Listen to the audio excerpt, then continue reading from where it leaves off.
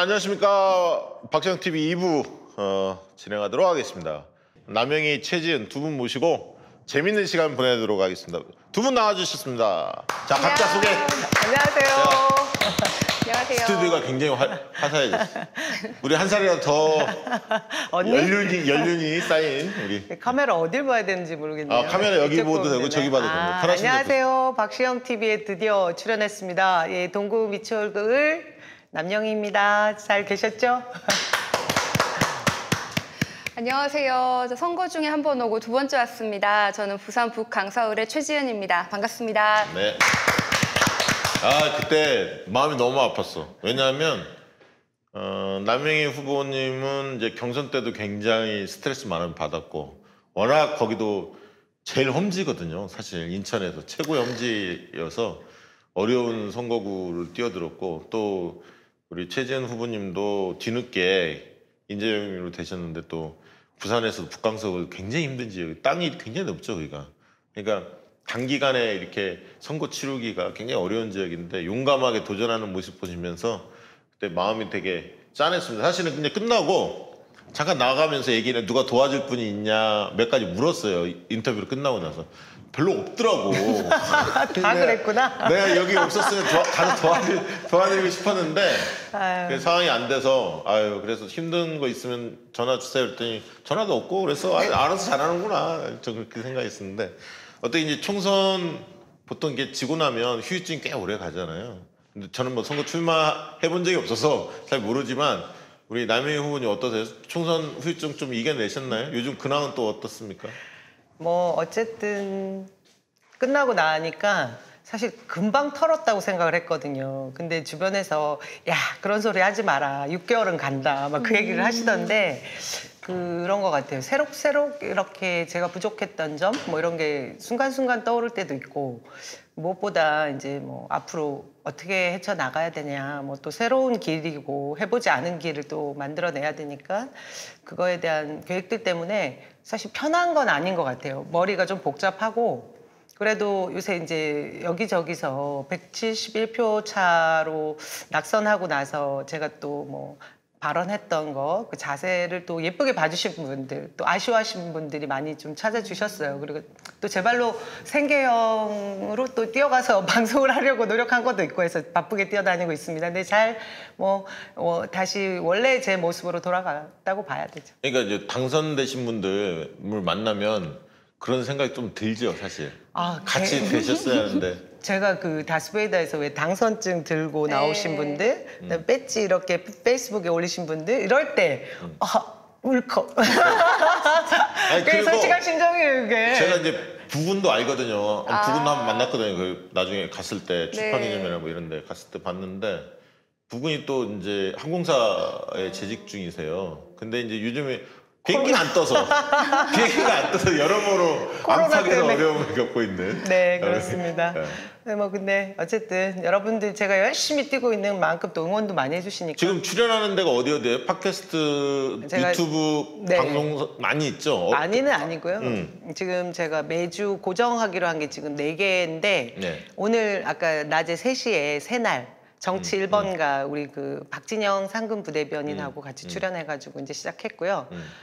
그리고 지금 뭐 고정이라고는 해놓고는 그 약간의 출연진한테 갑질을 하시는 것 같기도 한데 TV조선에서 날짜를 처음에는 금요일 픽스했다가 또 목요일로 바꿨다가 또 뭐 화요일로 해놨다가 제가 지금 좀 고민 중인 TV조선 이것은 정치다의 지금 고정 패널로 약속은 되어 있고 출연을 한 3번 했습니다. 그리고 팟캐스트는 진짜로 생겨요.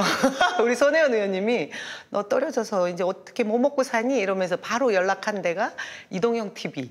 거기 연락을 했더니 김용민 TV 측면 승부 거기 넣어주셨어요. 근데 거기 원래 이제 고정하시던 박지희 아나운서, 뭐 오창석 아나운서 뭐 이런 분들하고 장훈 MC, 김용민 우리 이사장님하고 너무 재밌는 거예요. 거기는 그냥 가서. 그럼 이동형 거기서 뭐해? 이동형 TV의 그 아마 제작사로 제가 알았는데 거기 안 계시고 첫날만 같이 해주셨는데 거기 막말과 뭐 이런 게 재밌게 그 광고를 주로 하는 방송이라. 조심해야겠네요.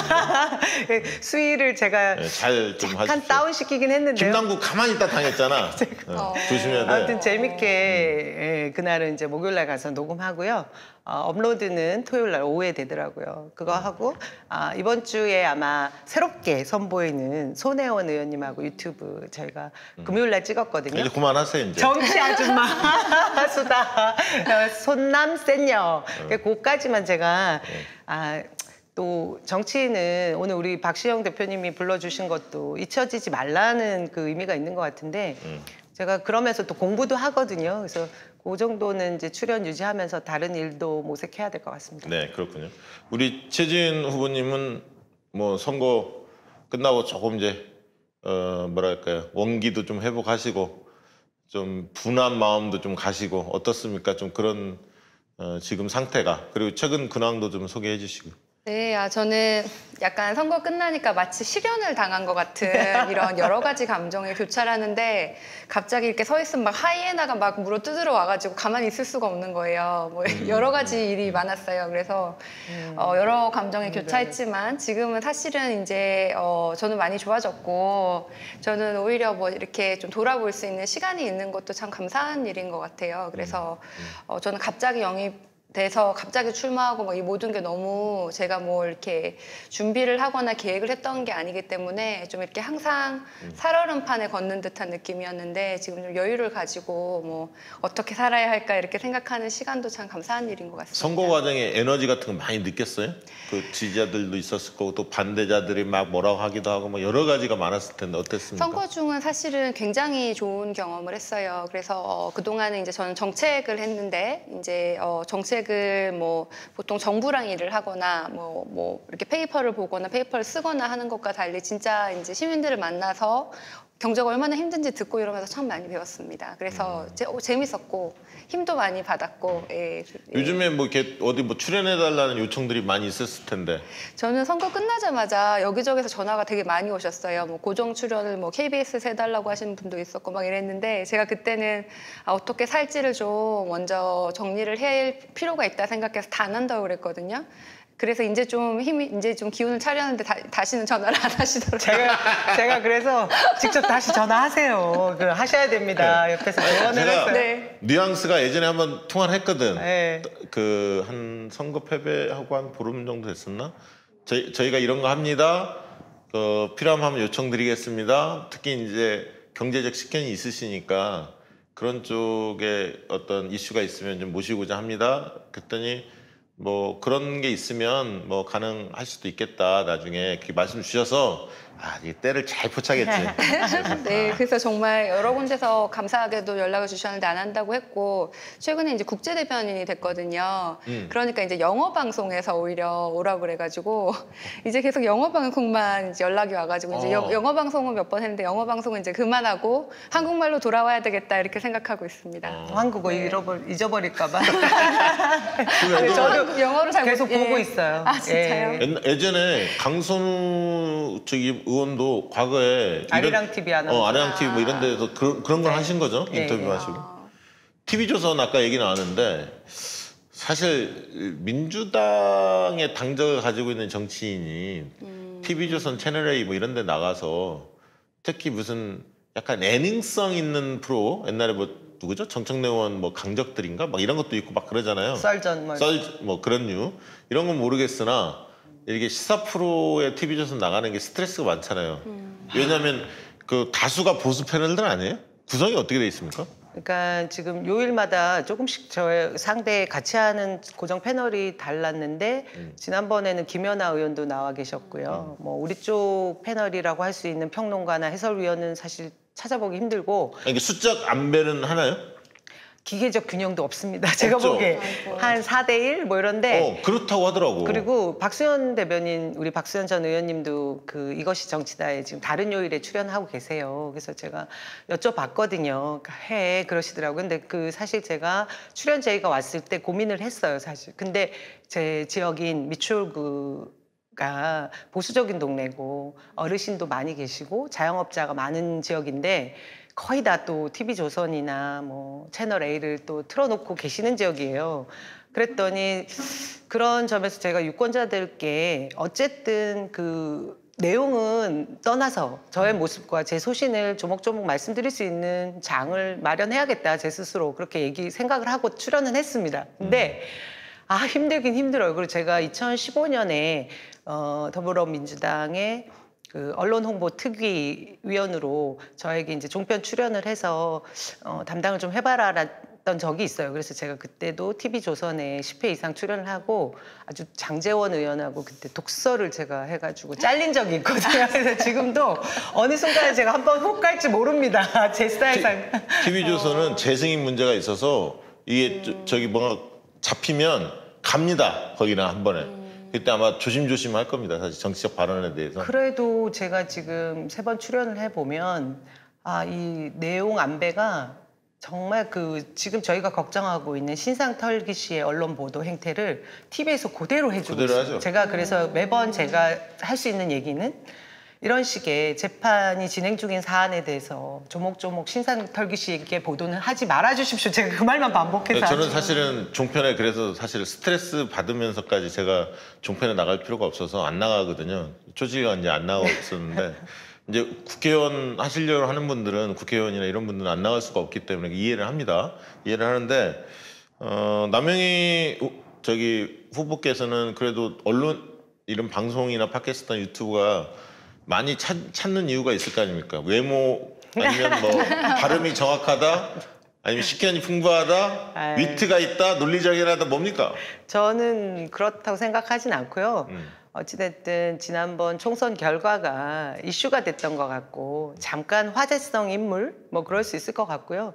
또 앞으로 계속 정치를 할 사람이라는 걸 뭐 알고 계시니까 그런 점에서 이제 더불어민주당의 원외가 할 수 있는 원외 지역위원장이니까 현재 그 목소리를 듣고 싶은 것 같아요. 제가 볼 때는. 그리고 그 배지를 달고 있는 원내의 국회의원들이 할 수 없는 말도 저는 또 뭐 가감없이 할 수 있는 위치니까 제가 그 역할을 대신 하겠다 뭐 그런 생각으로 하는 거고요. 이거 좀 센 언니 느낌 있잖아. 그러니까 이거 4대1 편을 구성해서 밀려도 일당백의 심정으로 싸울 수 있는 사람이니까. 제 말이 그렇게 세게 느껴지진 않죠. 아니에요, 굉장히. 말은 안 쓰는데 기가 세. 그래갖고 눈빛도 세고 그래서 상대방이 좀 압도당할 거야. 멋지세요. 좀 네. 세게 하려고요. 우리 주 시청자층이 조사를 해보니까 45세부터 54세 여기가 제일 박시영 TV 많이 보는 층이에요. 네. 그 다음 층이 누군지 알아요? 55에서 64세야. 진짜요? 그 다음에가 35세, 44세. 사실 우리 586이라고 생각했던 분들이 그러니까, 60대로 보셨어요. 그러니까 그 40대 중후반부터 50대 중반까지가 여기 제일 많이 보고요. 그렇습니다. 저희 프로는 그렇습니다. 그러니까 지역 활동에 도움 되실 거예요. 그다음 60대도 많이 보십니다. 예. 좀 더 재밌어져야겠다라는 평을 제가 오늘 전해드리러 왔어요. 주변에서. 재미 요소를 담당하는 이제 문정복 의원님이 좀 더 재밌게. 저는 너무 우리 문정복 의원님이 원내 진입하신 게 너무 자랑스럽고요. 든든한 언니고 끝나고 밥 사달라고 했어요. 지금 기다리고 계실 겁니다. 자, 최지우 후보님 뭐 통합당 그 당적 네. 논란 때문에 좀 마음 고생하셨잖아요. 네, 예. 그게 어떻게 된 겁니까? 예, 그냥 지금은 해프닝으로 그냥 그런 일이 있었다 이러고 끝났는데요.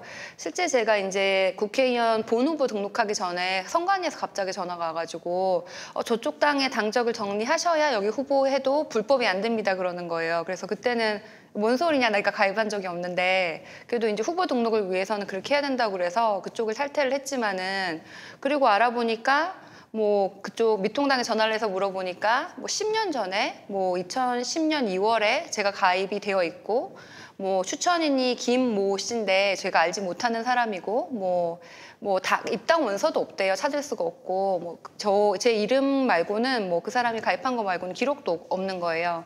그 뭐 돈을 낸 적도 없고. 근데 저는 당시 아프리카에 있었고 그 추천인은 알지도 못하고 한국 핸드폰도 없었고 뭐 제가 아프리카에서 서울에 와가지고 왜 그 당시 한나라당에 가입을 하겠어요. 그 당시 예. 그 뭐 강서구 구청장 나갔던 사람이라면? 네, 그래서 우리 당에서 알아보니까 그 추천인의 이름이 당시에 서울 강서구 구청장, 당시 구청장이고 그때 예비 후보로 경선을 준비하는 분인데 한나라당? 예, 한나라당. 그때는 뭐 이렇게 여럿이 단체로 확인을 하지 않고 가입을 하는 경우가 좀 많았다고 해요. 이제 그 중에 하나 쓸려 들어간 것 같은데. 근데 내가 일단은, 궁금한 거는 예. 어떻게 선관위가 흔히 말하는 돈 내는 진성당원이나 기관당원이 아닌 걔네 쪽에서 얘기하면 책임당원이라고 얘기하거든. 그러니까 돈을 안 내는 이 페퍼당원, 일반당원 명단까지 다 갖고 있으니까 그게 걸러진 거 아닙니까? 그거를 확인을 해야 된대요. 성관이가 그게 성관이의 의무로 확인을 해야 그러니까 되는데 그 TV가 있다는 거 아닙니까? 저쪽 당에 모든 당이 아마 확인을 하겠죠. 양쪽에 줘서 DB를 성관이 확보하고는 있지는 않고 요 사람이 인적사항을 줘서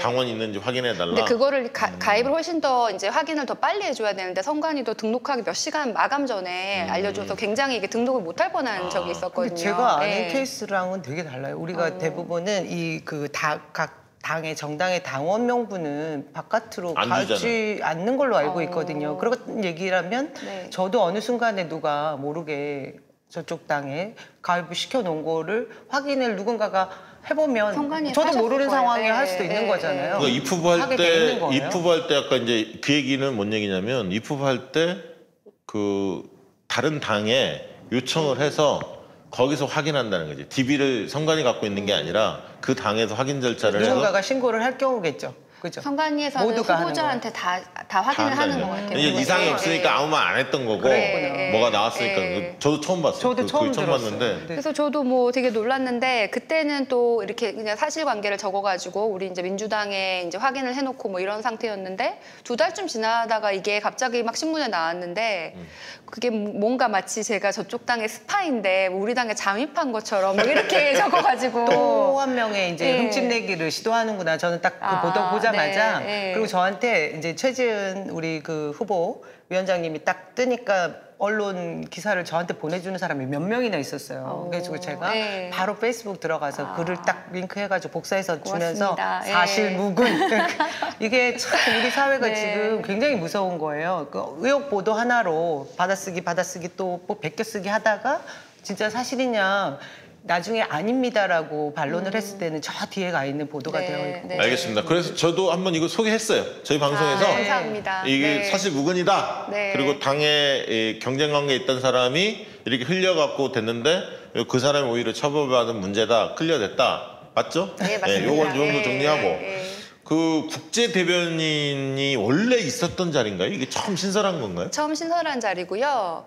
국제 대변인으로 이제 활동을 옛날에 하려고 하셨던 시도는 있지만 이게 대변인으로 만든 거는 처음이고, 처음입니다. 그러면 뭐 외신들이 막 몰려오고 뭐 이런 게 있었습니까? 사실은 없고 우리 당에 출입하는 외신 기자들도 없었고 국제 대변인을 하신 분도 없기 때문에 저한테 이렇게 하세요라고 알려주는 사람이 없어요. 좋은 거는 이제 제가 이렇게 할게요 하면은 그냥 그대로 하면 되는 거예요. 그래서 좀 그러면 그거 해요. 제가 네. 지난주 방송 때 뭐 얘기냐면 KBS하고 저기 시사인하고 한국리서치 웹조사를 해갖고 코로나 이후에 국민인식 변화를 했어요.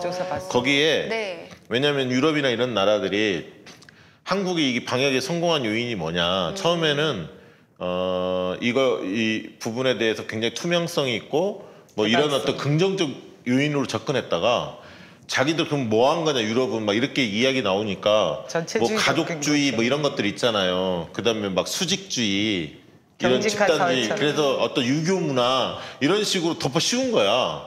근데 조사를 쭉 해봤더니 민주적 시민성이라는 키워드가 나온 거예요. 그런 어떤 의식을 가진 사람일수록 정부에 협조적이었고 그런 사람들이 주도해서 예를 들면 지금 방역에 성공했다. 국민 의식 저변에 뭐가 깔려 있었고 이런 게 쭉 분석된 게 지난주에 저희가 한번 상세하게 이야기를 드렸는데 요거를 딱 그 관련된 내용들만 조사 결과가 어떻고 딱 한 5가지 딱 정리해서 좋네요. 딱 영어 뭐 프랑스어 뭐 독일어 다 번역해서 정말로 그래서 왜냐하면 대한민국의 방역에 대해서 지금 관심 갖고 있기 때문에 우리 국민들은 이렇게 생각한다. 라는 게 딱 드러나거든요. 의식 구조에 대한 이런 거. 그래서 되게 할 아이디어가 몇 가지 있어요. 일단은 이제 우리 최지은 위원장님이 대변인님이 힘드시겠어요. 왜 자꾸 이렇게 이분한테 새로운 길을 자꾸 열게 하고 개척하게 하고 얼마나 힘드실지 모르겠네. 이런 거 해야 돼. 그러니까요. 진짜. 근데 진짜 이게 우리 당을 이제 해외에 알리는 것도 있지만은 사실은 또 생각해보면 우리가 코로나 때문에 뭐 한국이 못한다 그러다가 잘하다가 반전된 거는 외신 때문이거든요. 그래서 이번 총선에 외신의 역할이 굉장히 컸어요. 그래서 이제 우리 당에 그런 게 필요하다는 건 저도 느껴지더라고요. 아니 이게 그러니까 정부나 청와대나 정부가 외신을 상대로 대통령님이 이렇게 하는 게 있고 네. 이거는 자화자찬 잘 못하거든. 해외 언론 못해요 사실은. 근데 당이 아까 코로나 이후에 뭐 몇 가지를 조금 정리하셔서 객관적인 네. 걸 정리하셔서 당이 주체로 외신들 모아놓고 얘기한다든가 나중에 예를 들면 위안부 운동 지금 말이 나오지만 어떤 검찰 수사에서 클리어가 딱 되면 또 그런 거 가지고 또 뭐 정리를 한다든가 그래서 좀 당이 주도적 의제에 대해서는 치고 나갈 수 있는 부분을 하는 게 좋겠다는 또 생각이 듭니다. 일본 기자님들은 또 굉장히 위안부 문제에 대해서 이번에 관심을 많이 많으니까. 많으시더라고요. 그래서 그런 거를 할 필요가 있고 또 이제 아이디어는 이제 외신 대변인으로서 이렇게 브리핑을 하면은 그걸 우리 이제 전 세계에 계시는 우리 민주당원들이 그거를 자기 나라 자기가 계시는 곳에서 홍보를 해주시는 그런 네트워크도 좀 만들고 싶고요. 좀 크게는 이제 민주당의 국제부가 별로 없는데 그 국제부가 좀 이렇게 해외 네트워크라든지 해외 다른 당이랑 네트워크하는 그런 시발점이 됐으면 좋겠어요. 좋네. 이게. 예. 예전에 당의 국제부라는 거는 주로 이제 맞습니다. 민주평통을 예. 연결하는 쪽이 그다음에 이제 한인회 뭐 이렇게 하는 정도의 네. 수준이었는데 왜냐하면 사람들이 많지가 않았거든요. 잘하려고 하더라도 근데 유능한 분이 들어갔으면 좀 그런 걸 하면 그럼 일주일에 하루 이틀은 올라와 있어요 그런 거 네, 아닌가? 그렇게 하고 있습니다. 아, 그렇게 하고 있어요? 그렇게 하고 비행기 값 있습니다. 많이 들겠어요. 비행기 요새 저렴해가지고 요새 유가의 하락으로 비행기가 저렴해서요. 네. 여기 저기 무보수죠? 당에도 네, 일하시는 아 네. 이거 걱정되는데 네. 총선에서 아쉽게 패배했는데 패배의 이유는 뭡니까? 남영희 후보님 아쉽게 졌는데 저의 뭐 실력이죠. 저는 이번 총선 끝나자마자 느낀 게, 야, 진짜 시험지, 답안지 이렇게 시험지 풀고 나서 왜 공부할 때는 다 자기가 정말 잘하는 것 같잖아요. 100점 맞을 것 같고. 근데 답안지 이렇게 옮길 때, 두 개, 세 개 옮기는 거 멍청하게 옮겨놓고도 100점 맞을 거야, 막 이러면서 기대했던 그런 실수를 하지 않았나라는 생각이 하나만 들고. 고친다면 그때 아쉬웠던 거 하나만 고친다면 제가 그 구도에 대한 믿음이 너무 컸던 거예요. 삼자 구도? 예, 삼자 구도. 그게 이제 상대 후보가 저와 싸웠던 그 이번에 당선되신 이제 끝나고 나서 생각을 해보니까 무소속 윤상현 의원이란 분이 대단했다라고 생각하는 것이 제가 이렇게 타겟팅을 해서 싸울 수 있는 지점이 그다지 많지 않았어요. 그분이 미래통합당 후보였다고 하면 그 야당이 잘못하는 것과 더불어서 그분을 욕할 수 있었고 그리고 뭐 누구처럼 막말을 했거나 침을 뱉거나 뭐 이런 일들이 있었으면 정말 확실한 그 옆 동네 대립감. 있었잖아. 옆 동네 민경우. 근데 저는 오로지 그분의 역사성, 그분이 뭐 이제 전두환 사이였다, 뭐 롯데가 사이였다, 뭐 친일 이런 발언들을 했던 그런 행적들을 얘기했지만 지역에서는 그것이 중요하지 않았더라고요. 그래서 지나고 보니까 제가 이 생각했던 구도의 그 삼자 구도라는 걸 너무 믿었고 그러지 않았. 만일에 그걸 더 절박하게 생각하고 뛰었으면 조금 달라지지 않았을까 하는 제가 반성을 많이 했습니다. 알겠습니다. 부산 지난번에 전재수 의원이 네. 한번 나왔어요. 처음에. 네. 그래서 전재수 의원 이야기는 뭐 사실 그 전에 시당에서도 조사하고 중앙당에서 조사했지만 부산의 여론조사 결과로 보면 꽤 좋았잖아요. 근데 막판 한 2, 3일 이틀 남겨놓고 분위기가 이상하게 바뀌더라. 네. 전재수 의원은 그렇게 이야기를 하셨거든요. 네. 어떻게 느끼셨어요? 저도 그거를 실제로 느꼈어요. 아주 미묘한 차이인데도 마지막 며칠 동안은 제가 이제 선거운동 하는 중에도 이렇게 시민들에 대하는 게 좀 다른 게 느껴졌었고 실제로 저희는 저희 내부 뭐 여론조사도 그렇고 뭐 국제신문에 보도된 여론조사도 그렇고 우리가 이긴다고 나왔거든요. 네네. 정말 마지막 며칠에 바뀐 게 사실이고 그래서 저는 여러 가지가 있는 것 같아요. 전국적으로는 이제 바람인데 민주당이 크게 이기니까 보수 결집 그런 게 부산에서 나온 거고 또 두 번째는 이제 부산 경제 자체에서 우리가 그렇게 큰 뿌리가 없었던 것 같아요. 우리 이번에 뭐 총선, 뭐 지난번 뭐 지선 다 민주당을 한번 부산에서 밀어줬는데 변화를 못 느낀 거예요. 그쵸. 뭐 가덕도 신공항이든 뭐 경제 정책이든 그래서 거기에 대한 실망감이 있었던 상황에서 부산은 아까 뭐 미추홀처럼 이렇게 상공업자 소상공인이 맞습니다. 가장 많고 또 실업자랑 고령화율이 전국에서 가장 높은 도시가 됐어요. 그래서 청년들이 이렇게 떠나가는 거예요. 도시를 떠나가니까 세대 구성이 조금 더 이제 저쪽 당을 좋아하는 세대로 부산이 전반적으로 고령화가 된 것도 있어요. 그래서 경제 문제로 인한 뭐 세대 구성의 변화 이런 것들 수 있겠고요. 저는 사실 이번에 우리 선거 제도도 좀 문제가 있지 않나라고 생각을 했는데 뭐 권역별 뭐 연동형 뭐 이런 것도 한번 의논을 해볼 필요가 있지 않을까 싶은 게 부산에서 민주당이 40% 얻었는데 있는데 우리가 40%만큼 의석을 못 가져가지. 전국으로 따지면 또 달라지는. 그래서 이게 지역 감정 완화라는 측면에서는 뭐 맞습니다. 그런 생각도 네. 들었고 그렇지만 제 이제 개인적으로 돌아봤을 때는 정치 신인으로서 뭐 전략, 뭐 정치 신인으로서 지역에 대한 뭐 지식 이런 게 많이 부족했던 몇 게 프로 얻으셨죠? 저 42.3%. 예. 42.3%. 네. 한 10% 정도. 43.2%? 한 10% 정도 차이 났나요? 43.2%입니다. 8% 차이, 8%? 예, 8.몇 프로 차이 났습니다. 아쉽네요. 그러면 네. 한 달 전에만 더 내려갔어도 이길 가능성이 있었어요? 저는 그거는 잘 모르겠어요. 그거는 그렇게 얘기하시는 분도 계신데 사실은 그거는 아주 작은 분위기였을 것 같아요. 전체 구도에서 움직였다. 예. 그게 있었잖아요. 북강서 을이 항만이랑 그렇죠. 뭐 저기 예. 예를 들면 큰 틀에서 네. 대륙 쪽으로 진출하고 옛날에 그래서 문성근 선배는 거기에서 뭐 저기 시베리아 철도 막 이런 얘기들 막 했었거든. 큰 얘기들. 그거를 사실은 지금 생각해보면 제가 더 했으면 좋았을 텐데 제가 일부러 안 한 게 두 가지가 있는데 하나는 가덕도 신공항의 그 시작이거든요. 근데 가덕도 신공항을 이제 문재인 대통령께서 약속을 하셨는데 아직까지 못했잖아요. 그 상황에서 제가 무슨 뭐 제가 할게 그러면 약간 이건 안 믿어. 거짓말 같은 제가 안 뭐 이렇게 믿어. 뭐 네. 당해서 우리가 책임지고 해줄게 이게 아니고 혼자서 하는 착한 게 싸움을 하셨어요. 질렀어야 되는데. 그런 것도 하나 있었고 또 사실은 이제 지금 부산에 보수적이라는 여론이 많았기 때문에 이렇게 뭐 북한 문제 사실은 이제 뭐 동북아 철도 이게 결국은 북한을 말하는 건데 그게 표에 좋을까 안 좋을까 제가 사실은 고민을 했고 얘기를 안 했는데 생각해 보면은 표를 상관하지 말고 하고 싶은 얘기 다 할 걸. 그거야. 그게 좀 아쉬워요. 제가 김한규 저 후보 있잖아요. 강남 병에 김한규 후보 여기 나와서 제가 한번 선거사무소 갔어요. 나온 다음에 가서 이렇게 얘기해 보니까 주눅이 들어있는 거야 초반에. 워낙 보수세가 세고 그 타워 팰리스 막 이런 고층 아파트들 벽치기 해야 되죠. 쫙 있거든. 그러니까 내가 뭘 하고 있는 거지? 막 이런 생각이 들 때가 있잖아요. 냉담한 느낌이 들고. 그래서 내가 회의를 해보니까 약간 기가 죽어 있더라고. 그래서 내가 딱 한마디만 했어. 하고 싶은 얘기 다 해라. 어차피 네. 쉽지 않은 선거다. 근데 마이크 주어졌으니 당신이 속에 있는 얘기를 다 하고 다니다 보면 반응이 올 거다. 왜냐하면 해보셨지만 후보가 진정성 있게 얘기하면 울림이 있잖아요. 뭔 얘기를 하든. 그럼 듣게 되거든. 그럼 느낌이 와. 그럼 반응이 와요. 그래서 그 뒤로 또 김한규 막 날아다니더라고. 막 날아다니고. 저도 그 얘기를 들었으면 좋았을 걸 그랬어요. 그래, 네. 내 부산만 아니었으면 서울만 한번 있었으면. 오시지 그러셨어요 부산에. 바빠갖고. 네.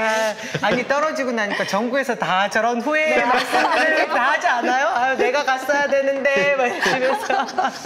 우리 저기 선거 증거 보전 신청 남영희 후보는 171표니까 해야 하는 거 아니냐. 그리고 개표 참관인 뭐 이런 분들도 굉장히 로열티가 높은 분들로만 이루어진 게 아니어서 의구심이 많다 이런 주변의 얘기도 좀 있었잖아요. 뭐 고민하다가 결국은 안 하시게 되는 너무 빨리 성급하게 안 한다고 한 거 아니에요? 제가 재검표 하지 않는 거에 대한 칭찬을 정말 많이 받았다고만 생각을 했거든요. 근데 얼마 전에 지역에 계신 어르신한테 혼났어요.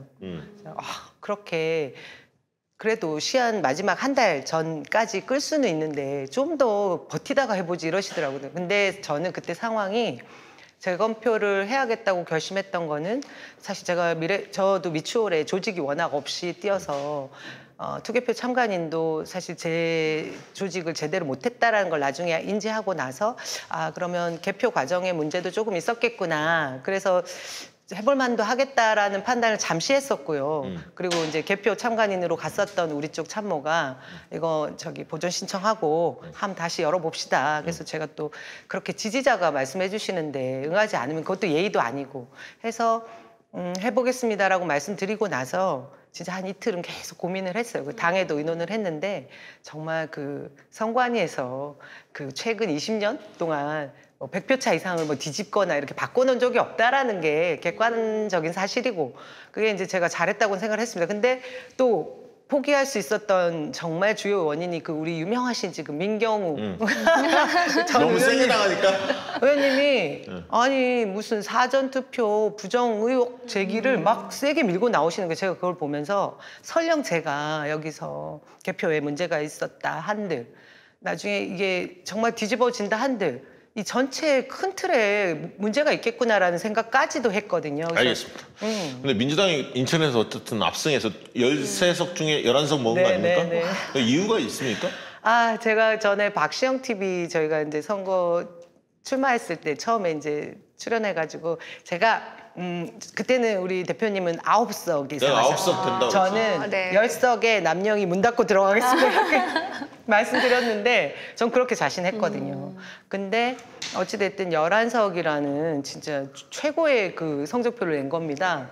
그러니까 그 인천이란 곳이 원래 이 풍향계거든요. 전국 선거에. 그러니까 지금 그 지형을 그대로 보여준 거라고 하면서도 조금 더 받은 게 있는데 저는 제가 들어갈 줄 알았는데 뭐 어쨌든 낙선했지만 11석을 차지한 거는 제가 뭐 분석을 해보면 수도권 전체도 마찬가지지만 코로나19 전국을 우리 문재인 정부에서 정말 세계에서 찬사를 보낼 정도로 잘했던 거고 그렇습니다. 그거고 민심이 다 충청권이 또 잡혔어. 네. 이게.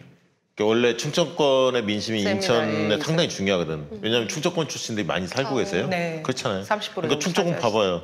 28석 중에 20석을 먹었잖아.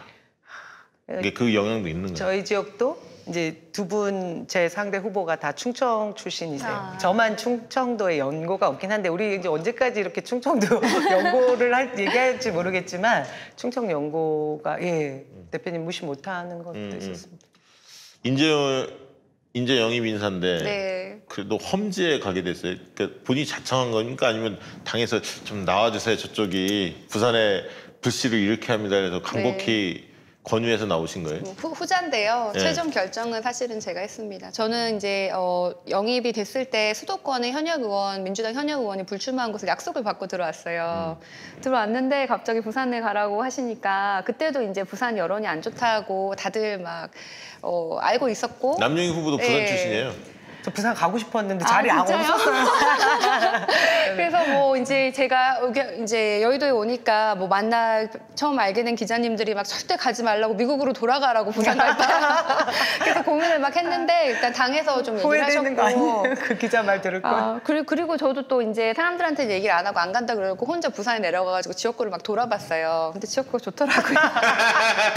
그래서 막 공항도 있고 할 일이 너무 많은 거예요. 그래서 여기다 이러고는 이제 최종 결정을 제가 아니 했죠. 처음에 또 네. 김도읍이 불출마한다고 나와서 그러니까. 네. 김도읍이 좀 그쵸. 세잖아요, 솔직히. 그러니까 가능성이 있겠다 더 본 거죠. 그래서 갑자기 또 공천이 쏙. 후보가 훌륭하잖아요. 아니 정말로 훌륭했지. 국회에 입성했으면 나는 이런 일을 꼭 해보고 싶었다. 이렇게 좀 마음 먹었을 거 아닙니까? 선거 과정에 어떤 일을 해보고 싶었어요? 저부터 얘기할까요? 저는 이제 국회에 입성하든 안 하든 이제 하고 싶었던 일이 있기 때문에 한국에 왔고 사실 국회의원은 그 일을 하기 위한 수단이었지 목적이 아니었거든요. 그러니까 입성하지 않아도 그 일을 할 수 있는 방법을 지금 찾아보고 싶은데 뭐 여러 가지가 있는데 하나는 이제 우리나라 경제 문제인데 우리 이렇게 1인당 뭐 이렇게 모든 분을 보면 교육 수준이 전 세계에서도 가장 높은 편이고 뭐 R&D 투자도 굉장히 많은데 생산성은 또 낮다 그래요. 그러니까 노동 생산성이 낮을 이유가 없는데 제가 만나는 한 분 한 분은 다 뛰어난데 숫자로 보면 낮아요. 그래서 그게 우리 산업 구조의 문제라고 생각하고 그걸 바꾸는 일을 제일 하고 싶고요. 또 우리 경제 정책이 좀 감으로 되는 게 아직도 많아요. 그래서 데이터도 있고 그거를 좀 이렇게 실증적으로 해서 그거를 경제 정책에 반영하는 게 요새 미시경제 전 세계 트렌드인데 우리나라는 아직까지도 감으로 하는 게 많아서 그런 뭐 미시, 뭐 행동경제 이런 걸 우리 정책에 좀 더 쓰고 싶은 것도 하고 싶고요. 또 개인적으로는 저는 북한 문제를 하고 싶어서 국제기구에서 그렇게 오래 일한 거고 계속 체제전환 국가만 일을 해왔거든요, 일부러. 그래서 한국에서 한반도 평화경제 일을 하고 싶은데 그건 장기적으로 뭐 북한이 개발을 해가지고 뭐 평화로운 연방제를 해가지고 뭐 통일로 가는 뭐 이런 거지만 좀 뭐 중기적으로는 한국 주도의 국제기구를 만들었으면 좋겠어요. 그래서 미니 세계은행 같은 건데 그게 이제 정권의 변화나 대통령 지지율과 상관없이 꾸준히 통일을 준비하는 실무 준비를 할 수 있는 그런 기구가 되었으면 좋겠습니다. 이런 그 똑부러진 그 국회의원이 필요한데 너무 아쉽습니다. 아쉽습니다. 우리 남영희 후보께서도 그 꿈이 있었잖아요. 국회의원 가면 이거 꼭 해보고 싶었다. 저는 정당 생활을 오래 했기 때문에 그 우리 사회의 불평등 구조를 바꾸고 싶다라는 게 큰 꿈이었죠. 근데 그런 면에서 지금 지금 현 정부의 개혁 과제들을 좀 완성하기 위한 부분이 제가 해야 될 일이라고 생각을 하면서 여기까지 온 거죠. 검찰, 뭐 언론, 뭐 이렇게 다 사법 개혁, 재벌 개혁 다 포함되는 것이고요. 그런 의석이 하나 필요하다는 것이었고 또 하나 제가 꼭 하고 싶었던 것은 직장 내 갑질에 대한 징벌적 손해 배상 뭐 이런 부분을 좀 세밀하게 저도 예전에 직장인이었고 직장 내에서 불평등하게 다뤄지는 문제들을 좀 세밀하게 보고 싶었습니다. 그리고 입법화하는 과정을 만들고 싶었던 꿈이 있고 뭐 지역은 지역대로 제가 손댈 수 있는 부분이 충분히 있겠다. 도시 재생 부분 뭐 잘할 수 있을 거라고 생각을 했었죠. 예. 이제 앞으로 하면 되니까요. 예, 열심히 공부하겠습니다. 아직 선거가 안 끝났다. 위치오른 이런 얘기는 나옵니다. 윤상현 의원 보좌관하고 한바왕, 유상봉 부자 불법 선거운동 혐의로 입건이 됐는데 이게 지금 언론에는 몇 차례 보도는 됐었습니다. 중앙일보인가요? 거기 보도가 됐었는데 지금 어떻게 돼가고 있습니까? 제 주변에 정치를 이제 오래 해오신 분들은 어디 가서 그런 얘기 세게 하지 마라. 금기어다. 뭐 재보궐이 된다고 해서 너한테 절대 좋은 게 아니다. 뭐 이런 말씀을 하시는데 어찌됐든 지금 돌아가는 상황에 대해서는 좀 관심들을 가져줬으면 좋겠다는 생각이 드는데 좀 묻혀 있어요. 이게 선거 막바지에 있었던 일인데 3월 25일경으로 저는 생각을 하는데 윤상현 후보 측에서 안상수 후보를 허위사실 유포를 이제 퍼뜨린 거예요. 한밭비리 유상봉이라는 분이 언론에다가 본인이 안상수 후보한테 20억을 받고 한바 건을 받았다. 옛날 시장 시절에. 예, 그리고 시장 시절에 그런 특혜를 받았고 이건 비리며 그리고 그 20억은 내연녀한테 줬다. 뭐 이런 식의 언론 보도를 내고 또 그것뿐만이 아니라 검찰에 고소도 했다는 거예요. 고발도 했고. 그러니까 이 상황이 사실은 알고 보니까 가공되어 있던 허위 사실이라는 걸 인지 수사를 하고 경찰에서 이제 선거가 끝나자마자 보좌관들 그리고 뭐 국회를 압수수색했다고까지는 이제 제가 들었습니다. 그리고 그 고발 주체가 안상수 후보 측이 아니었고 유상봉이라는 한바 비리 부자에 대한 외부에서 그 이권을 가지고 약속이 되어 있던 다른 분이 이분들을 고발하면서 이 이야기까지 나온 거라고 하더라고요. 그래서 지금 돌아가는 상황을 저도 이제 듣기도 하고 예의주시하고 있는데 어쨌든 보좌관 선에서 조사가 마무리될 수도 있다. 또 뭐 한쪽에서는 더 지켜봐야 되는데 안상수 후보가 윤상현 후보를 직접 고소하거나 고발한 것 같진 않아요. 예, 그런 상황까지 제가 알고 있습니다. 조금 추이로 봐야겠네요. 네, 그러니까 윤상현 의원과의 연루성 이게 좀 드러나야 현재 보좌관 쪽은 확실한 거 같아요. 보좌관까지는 왔고 알겠습니다. 최지웅 후보님 어쨌든 경제 전문가이신데 지금 이제 포스트 코로나 시대에 이제 정부가 어쨌든 경제 활력을 되살릴 방안에 대해서 이제 고민하고 있는데 그래서 뭐 한국판 뉴딜 뭐 이런 얘기를 꺼내고 있습니다. 디지털 뉴딜, 뭐 그린 뉴딜 뭐 이런 얘기를 하고 있는데 우리 정부가 해야 할 방향 이게 맞는 건지 어떻게 생각하십니까? 저는 아주 매우 맞다고 생각하고요. 사실은 이제 국제대변인으로서 우리 방역뿐만 아니라 그 코로나로 인한 경기 침체를 방어하는 것도 우리나라가 굉장히 잘한다는 걸 알릴 필요가 있다고 생각해요. 그래서 특히 코리안 뉴딜, 한국판 뉴딜 같은 경우는 기존에 했던 이 추경, 뭐 경기 방어 정책이 이제 일자리 유지, 뭐 산업 유지와 달리 이번에 말하는 한국판 뉴딜은 새로운 산업의 새로운 이제 일자리를 다시 만들자. 좀 더 범위가 크고 좀 장기적인 경제에 대한 문제인데 사실은 얼마를 하고 뭐 어디에 투자하는지는 그렇게까지 구체적으로 아직까지 결정이 안 되어 있어요. 그래서 방향은 맞지만 그걸 좀 더 구체적으로 결정을 할 필요가 있고 또 거기에 대해서는 뭐 성장뿐만 아니라 뭐 분배 여러 가지를 같이 볼 수도 있고요. 그리고 그런데 또 동시에 또 재정 건전성도 우리가 3차 추경까지는 뭐 다 좋아, 뭐 방어해야지 그러지만 좀 앞으로는 조금 더 지금보다는 신중하게 볼 필요가 있는 것 같습니다.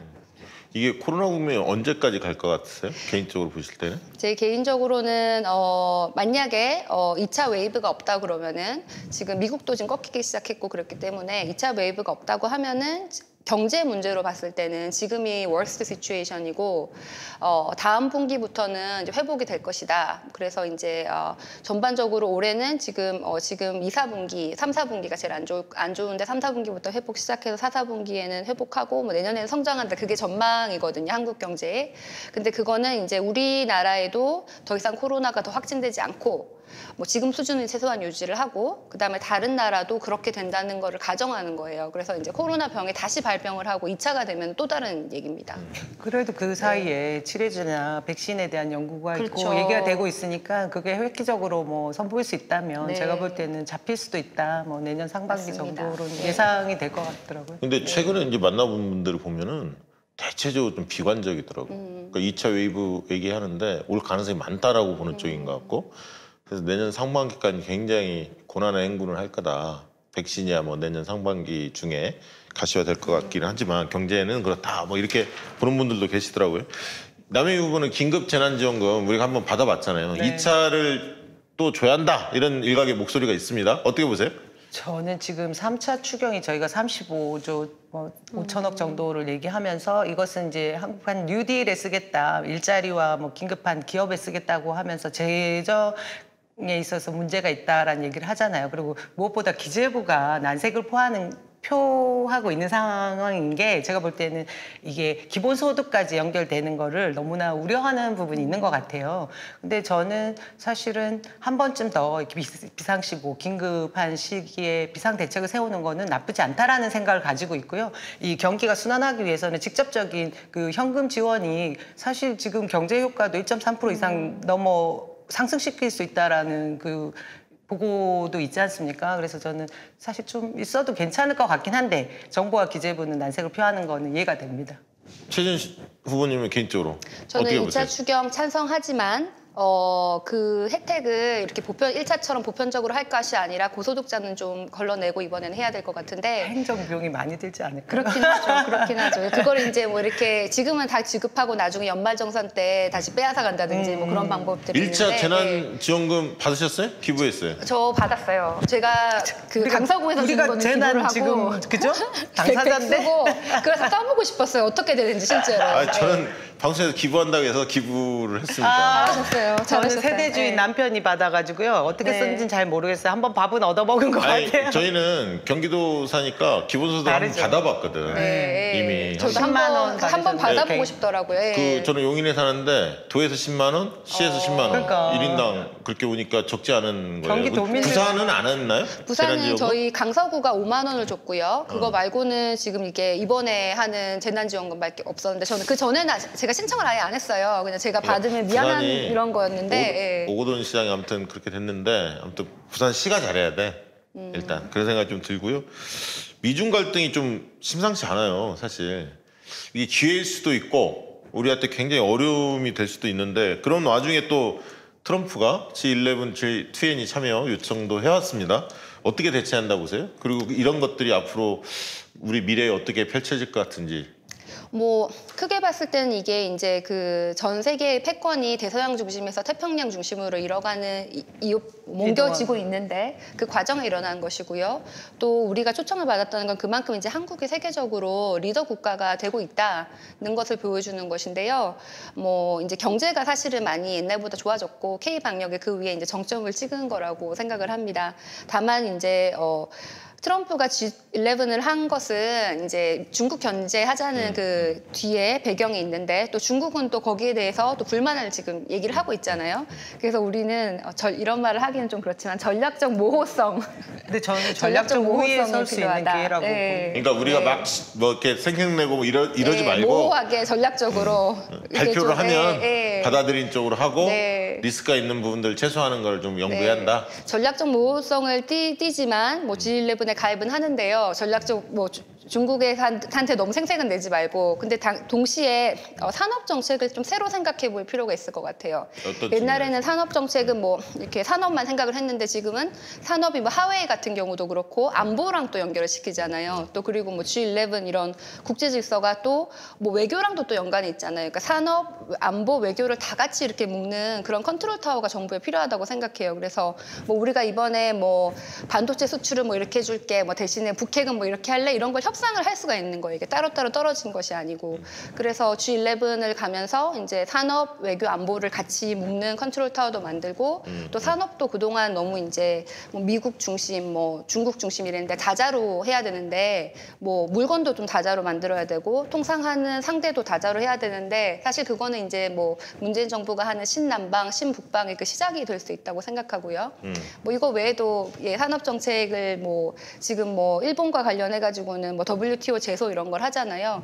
그래서 이런 국제 무역 기구 같은 것도 좀 새로운 새로운 이제 전 세계 리더십을 새롭게 반영하는 국제 기구가 다시 나와야 된다고 생각해요. 전 세계 국제 기구의 룰을 다시 써야 된다고 생각합니다. 아니 그러면 제가 볼 때는 국제 대변인 자리가 지금 아까 지금 긴박하게 G11, G20 뭐 이런 쪽에 이제 흐름이 막 잡히면 미중 간에 해야 할 부분이 우리가 많이 있잖아요. 그러니까 네. 정부가 당연히 주도해서 하실 건데 당도 입장들을 잘 정리해서 집권 여당의 어떤 입장인지 최지은 대변인께서 네. 나서서 역할을 네. 하셔야 할 게 굉장히 많을 것 같아요. 제가 볼 때는 네, 기대가 됩니다. 감사합니다. 네. 뭐 네. 바깥 없으면 얘기해서 제가 밥은 한 번씩 그래요? 사드릴 테니까요. 예. 지역위원장 이제 전당대 치르면 지역위원장 공모하잖아요 원래.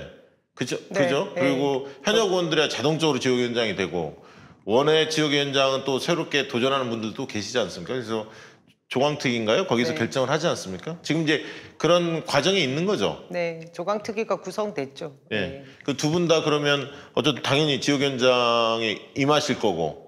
그러면 이게 결정이 언제 됩니까? 7월 달에 되나요? 7월 정도라고 지금 알고 얘기는 있어요? 예. 그럼 뭐 또 새롭게 경선을 치렀거나 도전하려는 분들도 계시겠네요? 그렇습니까? 그럴 수 있죠. 그럴 수 있죠. 예. 뭐 수성은 가능합니까? 아니 안 해주시면 안 되는 거 아니에요? 근데 당이 얻었던 득표율보다 후보 개인적으로 그렇죠. 얻은 득표율이 더 높지 않아요? 평가 기준이 어찌됐든 지난 선거 결과에 있어서 그 당 지지율 이하면 이제 다시 공모하고 경선을 통과할 수도 있다라고 제가 알고 있고요. 그때 당이 얼마 받았어요? 위축을해서 더불어시민당이. 더불어시민당 지지율 제가 기억하기로 30 몇 프로, 36%? 30, 정도 될까요? 5% 거기가 원래 민주당 지지율도 한 38, 36 되는 좀 곳인데 낮았어요. 열린민주당도 있어서 네. 30% 중반대인가? 네, 그럴 겁니다. 후보님은 얼마 넣으셨죠? 저는 40점. 그러니까 높았던 네. 것 같은 느낌이 네, 들고. 맞습니다. 예. 최지은 후보님 높았어요. 아유. 전선에 이상이 없다. 이걸로 정리하고. 4년 후에 다시 도전합니까? 아유, 해야죠. 이렇게 정말 많은 성원을 보내주셨는데. 알겠습니다. 최지은 후보님 도전하십니까? 네. 그러면 이제 진짜 정치인의 이제 남영희 후보님은 현장 정치 진짜 밑바닥에서 오랫동안 진짜 갈고 닦은 분이시거든요, 사실은. 그래서 많은 분들이 알고 계세요. 남영희 후보가 어떤 삶을 살아왔고 이 민주당에서 정말 그 몸빵이라고 하잖아요. 밑에서부터 정말 서명운동 받고 뭐 막 나눠주고 홍보물 이 바닥에서 성장한 생활 정치인이거든. 이게 굉장히 강해요, 사실은. 그래서 이제 그걸 봐왔고 알고 있는데 최지은 후보님 같이 이제 영입인재 된 분들이 잘 돼야 하는데 안 됐을 때 상처가 더 크거든. 또 많은 분들도 잘 됐고. 그래서 되게 궁금했는데 어쨌든 정치인 길을 걷겠다. 하셔야죠. 오늘 그렇게 선언해 주셨네. 그러면 이제 대변인 활동도 하고 좀 이제 방송이나 이런 데에서도 필요하시면 또 적극적으로 좀 나가서 지금 뭐 하실 말씀이 많으시니까 적극적으로 해주시면 더 좋을 것 같아요. 그럼 우리 TV도 자주 나오시고 네. 여기 많이 보십니다 이제. 네. 마지막 이제 한두 가지 물고 이야기하고 마무리해야 할 것 같은데 민주당에 21대 과제가 있다면 뭐라고 생각하십니까? 민주당 이것만큼은 해야 한다. 진짜 그 모든 지금 우리 당원 그리고 국민들이 열망하는 게 검찰 개혁 아니겠습니까? 그리고 언론 개혁까지 그게 결국은 우리 개개인의 생활까지 다 밀접한 영향을 미치는 거라고 저는 생각하거든요. 그러니까 정의로운 사회에 살면서 나에게 주어진 기회를 균등하게 잡고 그리고 결과도 공정하게 갈 수 있는 것을 만들어내는 게 이번 21대에 국회가 꼭 해줘야 될 일인데 뭐 이미 지금 저희가 원 구성이나 개원 날짜도 법대로 하시는 모습들을 보고 우리 김태년 원내대표님의 힘 있는 묵직한 모습을 보면서 다들 응원해 주시는 것만큼 예, 잘하고 계실 것 같고 잘하고 계신다고 생각이 들고요. 저는 그 부분에서 어쨌든 이번은 좀 바꿔주셨으면 좋겠습니다. 21대 국회 민주당 과제. 3가지. 네, 말씀하세요. 첫 번째는 이제 코로나 국난 극복과 또 우리 경제가 코로나 전부터 어려웠던 여러 요인이 있는데 이제 경제를 진짜 좀 좋게 장기적인 성장할 수 있는 경제를 만드는 것이고, 두 번째는 북한 문제. 우리 얼마 전까지만 해도 굉장히 분위기가 좋았다 다시 안 좋아졌잖아요. 그래서 좀 이 분위기와 상관없이 오랫동안 꾸준히 갈 수 있는 그런 시스템을 만들어야 맞아요. 된다라고 생각하고요. 세 번째로는 우리 국회도 이번에 뭐 여성, 청년 좀 더 포용적이 됐지만 아직 멀었고, 또 우리 정부도 사실은 마찬가지더라고요. 정부가 더 하던데요, 국회보다. 그래서 좀 더 포용적 성장이라는 회의를 봐도 뭐 50대 남자분과 60대 남자분들만 계신데 유리천장에. 그분들이 나쁜 건 아니지만, 그래서 좀 더 우리 사회가 좀 더 포용적으로 되도록 21대 국회가 해야 된다고 생각합니다. 우리 최지우 후보님이 30대신가요? 30대 후보. 39세입니다. 39세? 만으로. 만으로? 네. 아, 겨우, 아시았어요? 겨우, 예.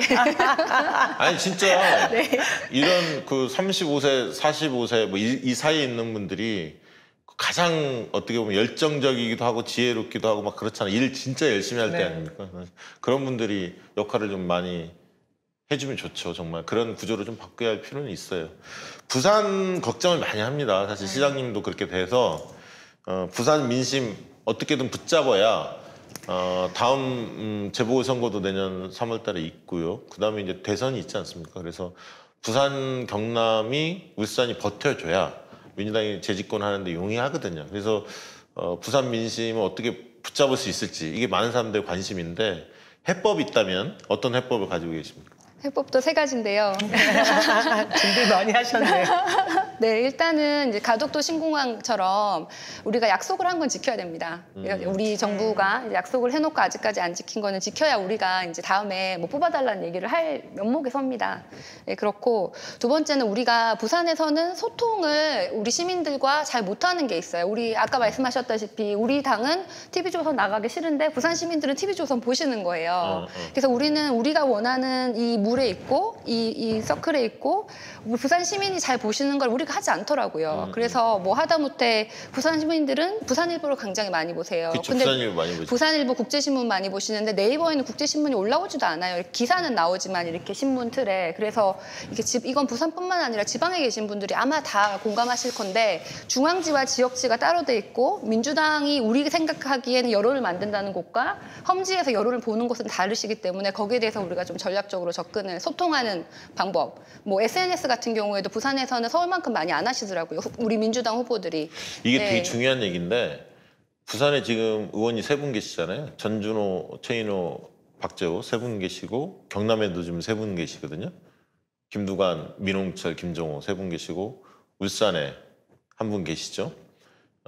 그런데 실질적으로 예를 들면 이런 어떤 유튜브라든가 팟캐스트에 부산 출신 의원들이 그렇게 적극적으로 안 나와요. 없으세요. 예. 실제로 그건 진짜 생각이에요. 그러니까 예를 들면 제가 전재순 의원한테 자주 나오라고 했는데, 최인호, 박재호 의원도 굉장히 내공이 좋거든. 실제로 많이 나오셔야 돼요. 첫째는. 언론 근데, 플랫폼이 바뀐 네. 거에 대한 빠른 네. 수용이 안 그렇기도 되시는 하고 거예요. 또 부산에서 많이 안 보세요. 아, 그럴 수도 보면은 있고. 수도권에서 보시지 부산에서 그 유튜브를 민주당 아니에요, 유튜브를 아니에요. 그렇게 많이 아니에요. 안 보시는 풀어야 것도 되는 있어요. 다 네. 유튜브도 보는데 봐요. 보기는 왜냐하면 네. 제가 있으면 부산 출신들 출연을 많이 권유하세요. 영남 출신에 실제로는. 그러니까 적극적으로 하면 오히려 그러면 이제 주변에서 홍보도 할 거 아닙니까? 보라고. 그러면서 늘어나는 거거든. 그러니까 안 나오기 시작하니까 자꾸 안 되는 거예요. 이제 종편도 안 나가기도 하지만 이런 유튜브 시장도 부산권에 있는 의원들이 적극적으로 좀 나서야 한다는 생각에 대해서는 저는 뭐 공감하고요. 네. 두 번째는 제가 지난번 그런 얘기, 전재수 의원 나왔을 때 그런 얘기 했는데, 부산시당 차원에서, 그러니까 민주당 부산시당 차원에서의 부산의 메가 비전이 좀 있었으면 좋겠다는 거예요. 부산을 어떻게 네. 먹여 살릴 건지에 대한 큰 그림을 좀 우리 이제 최재현 후보님께서 그런 경제적 식견을 가지고 계시니까 여러분들하고 협의를 몇 번 해서 모아서 5년, 10년, 20년의 그림을 딱 그려야 돼. 그리고 이제 아까 했던 약속 이행도 중요하고, 그런 비전을 가지고 뭔가 적극적으로 대처하는 거. 그다음에 지방의 기초단체장을 민주당이 석권했잖아요, 상당부. 그건 뭔가 달라졌다는 걸 좋아하거든. 시당이나 기초단체장들이. 이제 그거에 대해서 제가 가보면 솔직히 서울 경기에서 잘한 정책들 있잖아요. 한 3, 4년 있어야 부산에서 딱 시도가 돼. 더 이거 갭을 줄여야 돼. 1년 전에 서울 경기에 시트 친 거 바로 가게 하고 더 창의적인 거 하게 하고 그래서 기초단체장이 적극적으로 뛸 수 있도록 도와줘야 돼. 알아서 혼자 뛰게 하지 말고 서울 경기에서 잘하고 있는 정책도 적극적으로 소개도 하고 같이 간담회도 하고 서울 경기에 지자체장도 우리 민주당 잘하는 분들 많이 계시잖아요. 집단적 간담회도 하고 해서 뭔가 도움을 줘야 돼. 네 알아서 해. 이렇게 하면 안 돼. 그래서 저는 이거를 개별 플레이가 아니라 시당 차원에서 좀 적극적으로 대체한다는 생각이 좀 많이 들었어요, 사실. 저도 그 말씀 완전 동의하는데요. 생각해보면 부산의 총선이나 대선할 때 항상 부산 출신의 대장이 좀 있었던 것 같아요. 뭐 문재인, 뭐 노무현 대통령, 뭐 이렇게 항상 부산 출신의 대권 후보가 있었는데 지금은 뭐 계시지만 이렇게 크게 그렇지 않은 공백 상황에 있는 상황에서 총선을 치르다 보니까 이렇게 우리가 연대하는 게 사실은 좀 부산에서 부족했던 것 같고. 대권 한번 도전해. 최지은 대권 출마. 우선 진지하게 고민한다. 진지하게 그러니까 부산 출신의 대장 아니면 부산 의원들의 연대가 정말로 필요하고 사실은 지금 생각해 보면은 저는 그때 뭐 있지도 않았지만 부산에 한 작년 12월쯤에 부산 의원들이 다 모여가지고 출마하는 의원들이 대통령님 뭐 신공을 해주십시오. 안 그러면 우리 다 단체로 불출마하겠습니다. 뭐 이런 좀 행동을 좀 했었어야 됐던 것 같아요. 그런 게 부족했고 절박한 느낌을 전달해야 하는데. 네. 알겠습니다. 우리 최지은 후보님, 남영희 후보님 가끔 당연히 모실 거고요. 그래서 이렇게 좀 고민이 담긴 그리고 마음에 있는 얘기들을 좀 더 소통할 수 있는 기회를 많이 넓혀볼게요. 마지막으로 우리 지지자들한테 여기 두 분 다 팬들이 많이 모여 있어 보니까 우리 남영희 후보님 한 말씀 하시죠, 지지자들에게. 뭐 선거 끝나고 더 저를 많이 찾아주시고 알아봐 주셔서 정말 감사드리고요. 제가 여러분들께서 그 기대해 주시는 기대에 어긋나지 않게 정말 바른 정치, 선한 정치 하도록 저의 그 내공도 기르는 시간 더 열심히 하겠습니다. 지역계 그 미추홀구 우리 지역도 제가 어떻게 하면 더 좋은 정책들로 그리고 지역민들에게 다가설 수 있는지 노력하고 연구하고 뛰겠습니다. 응원해 주십시오. 고맙습니다. 자, 최지은 후보님께서도 지지자들에게 한마디 해주시죠. 저는 많이 부족한데 또 지켜봐 주시고 또 선거에서 낙선을 했지만 또 응원해 주셔서 정말 감사드립니다. 앞으로 부족한 것을 많이 채우고 더 큰 사람이 되도록 하겠습니다. 감사합니다. 자, 오늘 이제 코너명이 나를 잊지 말아요. 나를 잊지 말아요. 그래서 나를 잊지 않도록 가끔씩 모시고 좋은 말씀 듣기로 하고요. 김한규 후보님하고도 제가 한번 통화했어. 그래서 한번 나와달라 했더니 자기가 지금 뭐 SBS 뭐 이철희 전 의원하고 하나 하는 거 그 외에는 되게 잘 안 나가려고 하는데 박시영 TV는 나오겠다 이렇게 말씀 주셨어요. 그래서 기대합니다.